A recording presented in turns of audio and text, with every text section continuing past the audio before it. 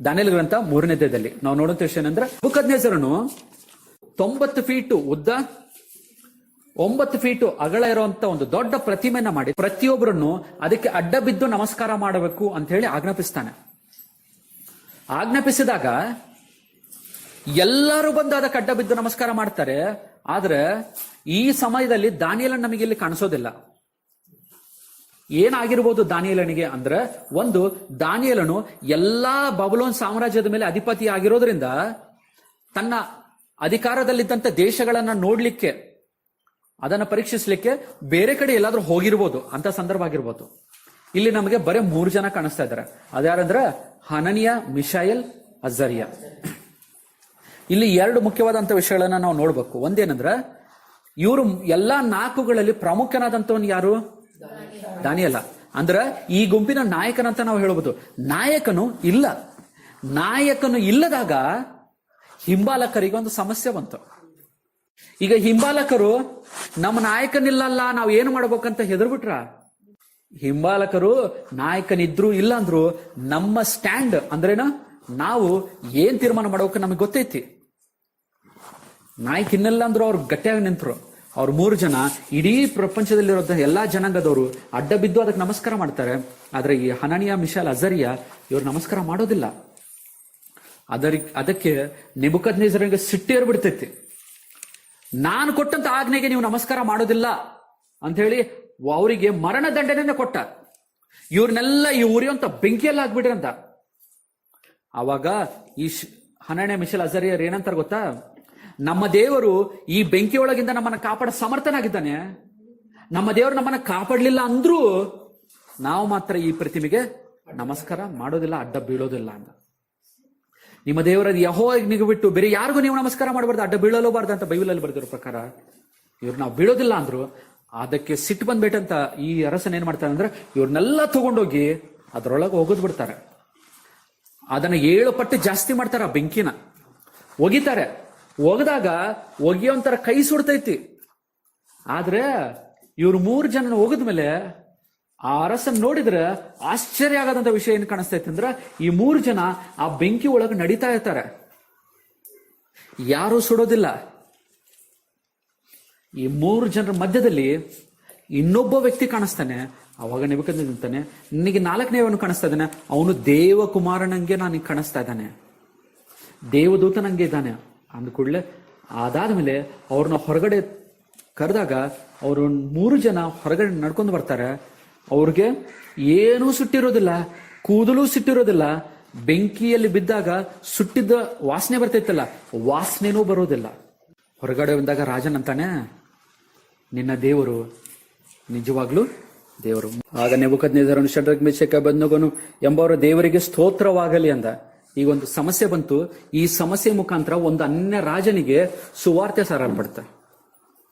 ಅಂದ್ರೆ ನೀವು ನೋಡ್ಬೇಕಾಗಿದ್ದು, ಒಂದು ಸಮಸ್ಯೆ ದೇವರನ್ನ ಮಹಿಮೆ ಪಡಿಸುವಂತ ಸಂದರ್ಭಕ್ಕೆ ನಡೆಸ್ತಾ ಇದೆ. ಅದಕ್ಕೆ ಯಾವ ಸಮಸ್ಯೆಗಳನ್ನ ನೋಡ್ಬೇಡ್ರಿ, ಅದನ್ನ ಅವಕಾಶಗಳನ್ನಾಗಿ ನೋಡಿ. ಯಾವುದೇ ಸಮಸ್ಯೆ ಬಂದ್ರು ಓಕೆ ಏನಂತ ನೋಡ್ರಿ. ಆಗ ನೆಬೂಕದ್ನೆಚ್ಚರ ಶದ್ರಕ್, ಮೇಷಕ್, ಅಬೇದ್ನೆಗೋ ಎಂಬವರೇ ದೇವರಿಗೆ ಸ್ತೋತ್ರವಾಗಲಿ. ಆತನು ತನ್ನ ದೂತನನ್ನು ಕಳುಹಿಸಿ ತನ್ನಲ್ಲಿ ಭರವಸೆವಿಟ್ಟು ರಾಜಾಜ್ಞೆಯನ್ನು ಜಯಿಸಿ ತನ್ನನ್ನೇ ಹೊರತು ಇನ್ಯಾವ ದೇವರನ್ನು ಸೇವಿಸಿ ಪೂಜಿಸಬಾರದೆಂದು ಸ್ವದೇಹಗಳನ್ನು ಮರಣಕ್ಕೆ ಒಪ್ಪಿಸಿದ ತನಕ ಸೇವಕರನ್ನು ಉದ್ಧರಿಸಿದನಲ್ಲ. ಸಕಲ ಜನಾಂಗಗಳ, ಕುಲ, ಭಾಷೆಯವರುಗಳ ಯಾರಾದರೂ ಶದ್ರಕ್, ಮೇಷಕ್, ಅಬೇದ್ನೆಗೋ ಎಂಬವರ ದೇವರ ವಿಷಯದಲ್ಲಿ ಅಲ್ಲದೆ ಮಾತನಾಡಿದರೆ ಅವರನ್ನು ಚೂರು ಚೂರಾಗಿ ಕತ್ತರಿಸಿ ಅವರ ಮನೆಗಳನ್ನು ತಿಪ್ಪೆಯನ್ನಾಗಿ ಮಾಡಬೇಕೆಂದು ಆಜ್ಞೆಯನ್ನು ವಿಧಿಸುತ್ತೇನೆ. ಹೀಗೆ ಉದ್ಧರಿಸಲು ಸಮರ್ಥನಾದ ಇನ್ಯಾವ ದೇವರು ಇಲ್ಲವಲ್ಲ ಎಂದು ಹೇಳಿದನು. ಬಳಿಕ ರಾಜನು ಶದ್ರಕ್, ಮೇಷಕ್, ಅಬೇದ್ನೆಗೋ ಎಂಬವರನ್ನು ಬಾಬೆಲ್ ಸಂಸ್ಥಾನದಲ್ಲಿ ಉನ್ನತ ಪದವಿಗೆ ತಂದನು. ಮತ್ತೊಂದು ಪದವಿ. ಒಂದು ಸಮಸ್ಯೆ ಬಂತು, ದೇವರು ಏರಿಸ್ತಾ. ಸಮಸ್ಯೆ ಬಂತು, ಮತ್ತೆ ಏರಿಸ್ತಾ. ಪ್ರತಿಯೊಂದು ಸಮಸ್ಯೆನ ಬೆಳೆಸಲಿಕ್ಕೆ ಪ್ರಯತ್ನ ಮಾಡ್ತಿದ್ದ ಹೊರತು ಏನಿಲ್ಲ. ಆ 2 ಸಲನು ಅವ್ರ ಪ್ರಾಣದ ಮೇಲೇನೆ ಬಂತು. ಆದ್ರೂ ಅವ್ರು ಅಂಜಲಿಲ್ಲ, ಹೆದರ್ಲೇ ಇಲ್ಲ. ಅದಕ್ಕೆ ಇವ್ರೇನಂತಾರೆ, ನಮ್ಮ ದೇವರು ಕಾಪಾಡ ಶಕ್ತನಾಗಿದ್ದಾನೆ. ಕಾಪಾಡಿದ್ರು ದೇವರೇ ಕಾಪಾಡ್ಲಿಲ್ಲ ಅಂದ್ರು ನಾವು ಸಾಯ್ತೀವಿ. ಆದ್ರೆ ಇದನ್ನ ಮಾತ್ರ ಸೇವಿಸೋದಿಲ್ಲ. ಇಲ್ಲಿ 2 ವಿಷಯಗಳನ್ನ ನೋಡ್ಬೇಕಾಗಿದ್ದೇನೆಂದ್ರೆ, ಒಂದು, ಇವರನ್ನ ದೇವರು ಬೆಂಕಿಯೊಳಗೆ ಹೋಗ್ಲಾರ್ದೆ ಕಾಪಾಡಿಲ್ಲ, ಆದ್ರೆ ಬೆಂಕಿಯಲ್ಲಿ ಸುಡದಂತೆ ಕಾಪಾಡ್ದ. ನಮ್ಮನ್ನು ಕೆಲವೊಂದ್ಸಲ ದೇವರು ಸಮಸ್ಯೆಗಳಿಗೆ ಬೀಳಲಾರ್ದಂತೆ ಕಾಪಾಡೋದಿಲ್ಲ, ಆದ್ರೆ ಸಮಸ್ಯೆಯಲ್ಲಿ ನಾವು ಬೀಳದಂತೆ ಕಾಪಾಡ್ತಾನೆ. ನಾವು ಬಹಳ ಸಲ ಏನ್ ಪ್ರಾರ್ಥನೆ ಮಾಡ್ತೀವಿ ಅಂದ್ರೆ ಸಮಸ್ಯೆನೆ ಬರ್ಲಾರ್ದಂಗ ಪ್ರಾರ್ಥನೆ ಮಾಡ್ತೀವಿ. ಆದ್ರೆ ದೇವರೇನ್ ಗೊತ್ತಾ, ಸಮಸ್ಯೆ ಬಂದ್ರು ಸಮಸ್ಯೆಯಲ್ಲಿ ನೀನು ಬೀಳಾರ್ದಂತೆ ನಿನ್ನನ್ನು ಕಾಪಾಡ್ತಾನೆ, ನೀನು ಸುಡದಂತೆ ಕಾಪಾಡ್ತಾನೆ. ಅದು ದೇವರ ಅದ್ಭುತವಾದಂತ ಕಾರ್ಯ. ಕೀರ್ತನೆ 27 1-2 ವಚನ. ಯೆಹೋವನು ನನ್ನ ಬೆಳಕು ರಕ್ಷಕನು ಆಗಿದ್ದಾನೆ, ನಾನು ಯಾರಿಗೆ?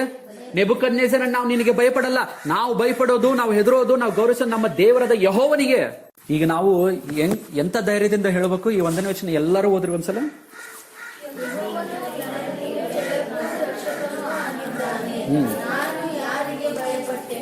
ಈಗ ನೀವು ಯಾರಿಗಾದ್ರೂ ಭಯಪಡ್ತೀರ? ಸಾಕ. ಎಷ್ಟು ಅದ್ಭುತವಾದ ಮಾತಲ್ಲ ಈ ಮಾತು ನಿಮ್ ಬಾಯಲ್ಲಿ ಯಾವಾಗ್ಲೂ ಬರ್ಬೇಕು. ನಾವು ಯಾರಿಗೂ ಹೆದರಂಗಿಲ್ಲ, ಅಧಿಕಾರಿಗಳಿಗೆ ಹೆದರಂಗಿಲ್ಲ, ಮಿನಿಸ್ಟರ್ಗಳಿಗೆ ಹೆದರಂಗಿಲ್ಲ, ನಮ್ಮ ಶತ್ರುಗಳಿಗೆ ಹೆದರಂಗಿಲ್ಲ. ನಾವು ಹೆದರೋದು ಮಾತ್ರ ದೇವರಿಗೆ. ಅದಕ್ಕೆ ಏನ್ ಗೊತ್ತಾ, ನೀವು ದೇವರಿಗೆ ಹೆದರಿದ್ರೆ ಇನ್ನು ಯಾರಿಗೂ ಹೆದರೋ ಅವಶ್ಯಕತೆ ಇಲ್ಲ. ದೇವರಿಗೆ ಹೆದರಿಲ್ಲ ಅಂದ್ರೆ ಎಲ್ಲರಿಗೂ ಹೆದರ್ಬೇಕಾಗ್ತೈತಿ. ನೀವು ದೇವರಿಗೆ ಹೆದರಿದ್ರೆ ಯಾರಿಗೂ ಹೆದರೋ ಅವಶ್ಯಕತೆ ಇಲ್ಲ. ದೇವರಿಗೆ ಹೆದರಿಲ್ಲ ಅಂದ್ರ ಒಂದು ಬೆಕ್ಕನ್ನ ನೋಡಿದ್ರು ನಿಮ್ಗೆ ಹೆದರಿಕೆ ಆಗ್ತೈತಿ. ಕತ್ಲಲ್ಲಿ ಒಂದು ಬೆಕ್ಕನ್ನು ನೋಡಿದ್ರು ಹೆದರ್ತೀರಿ ನೀವು. ಯಾಕೆ? ದೇವರಿಗೆ ಹೆದರಂಗಿಲ್ಲ. ಯೋಬನ ಬರೆದ ಗ್ರಂಥ 5-19 ವಚನ ನೋಡೋಣ. ಯೋಬನ ಬರೆದ ಗ್ರಂಥ 5-19 ವಚನ. ಯೋಬನ ಬರೆದ ಗ್ರಂಥ 5-19 ವಚನ. 6 ಇಕ್ಕಟ್ಟಿಗಳಿಂದ ಅಂದ್ರೆ ಒಂದ್ ಮಾತಲ್ಲಿ ಹೇಳ್ಬೇಕಂದ್ರೆ ಎಷ್ಟೇ ಇಕ್ಕಟ್ಟುಗಳು ಬಂದ್ರು ಆತ ನಿಮ್ಮನ್ನ ಬಿಡಿಸುವನು. ಎಷ್ಟು ಸಮಸ್ಯೆ ಬಂದ್ರು nothing will happen to you, ನಿನಗೇನು ಆಗೋದಿಲ್ಲ ಅಂದ. ಇರ್ಮೇನ ಬರೆದ ಗ್ರಂಥ 15-20-21 ವಚನ. ಇರ್ಮೆಯ 15-20-21.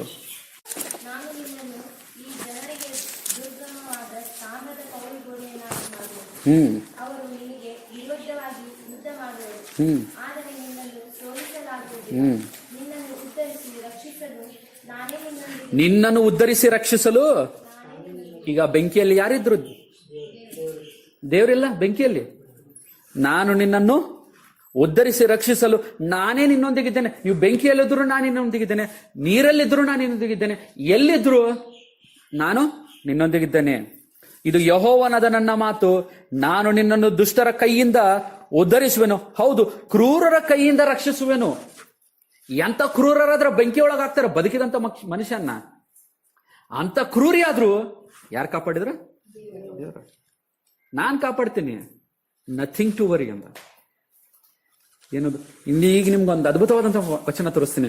ಮತ್ತು ಕೀರ್ತನೆ 34:7-8. ಯೆಹೋವನ ಭಯಭಕ್ತಿ ಉಳ್ಳವರ ಸುತ್ತಲೂ ಆತನ ದೂತರು ದಂಡಳಿಸಿ ಕಾವಲಾಗಿದ್ದು ಕಾಪಾಡುತ್ತಾನೆ. ಯೆಶಾಯನ ಬರೆದ ಗ್ರಂಥ 43. ಈ ಸಂದರ್ಭಕ್ಕೆ ಕರೆಕ್ಟ್ ಆಗಿ ಸೂಟ್ ಆಗುವಂತ ವಚನ. ಯೆಶಾಯನ ಬರೆದ ಗ್ರಂಥ 43:2 ವಚನ. ಯೆಶಾಯನ ಬರೆದ ಗ್ರಂಥ 43.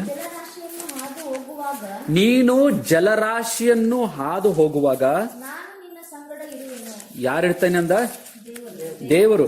ನೀನು ಜಲರಾಶಿಗಳನ್ನ ಹಾದು ಹೋಗುವಾಗ ನಾನು ನಿನ್ನ ಸಂಗಡ ಇರುವೆನು. ನದಿಗಳನ್ನು ದಾಟುವಾಗ ಅವು ನಿನ್ನನ್ನು ಮುಳುಗಿಸವು. ನದಿಗಳನ್ನು ದಾಟ್ತೀಯಲ್ಲ, ನಿನಗೇನು ಮುಳುಗಿಸೋದಿಲ್ಲ. ಅದು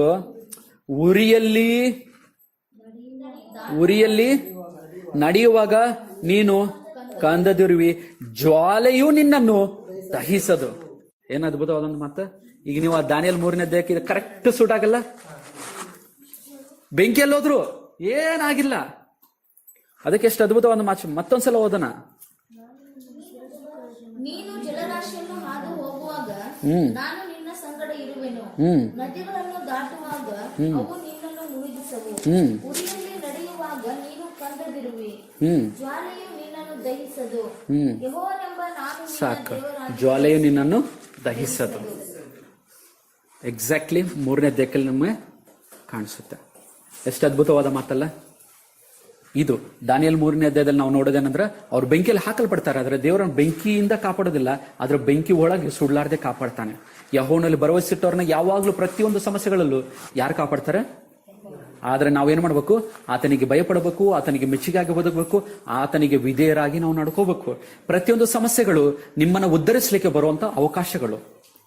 ಸುವಾರ್ತೆ ಸಾರುವಾಗಲಿ, ಆತ್ಮೀಯ ಜೀವನದಲ್ಲಾಗಲಿ, ವೈಯಕ್ತಿಕ ಜೀವನಗಳಲ್ಲಿ ಯಾವ ಸಮಸ್ಯೆ ಬಂದ್ರು ನೀವು ಹಿಂದಕ್ಕೆ ಸರಿಬೇಡ್ರಿ, ಮುಂದೆ ಹೋಗ್ಬೇಕು, ಎದುರಿಸ್ಬೇಕು, ಜಯಿಸಿ ಮುಂದೆ ಬರ್ಬೇಕು. ಇದು ದಾನಿಯೇಲ್ ಗ್ರಂಥ 3ನೇ ಅಧ್ಯಾಯ.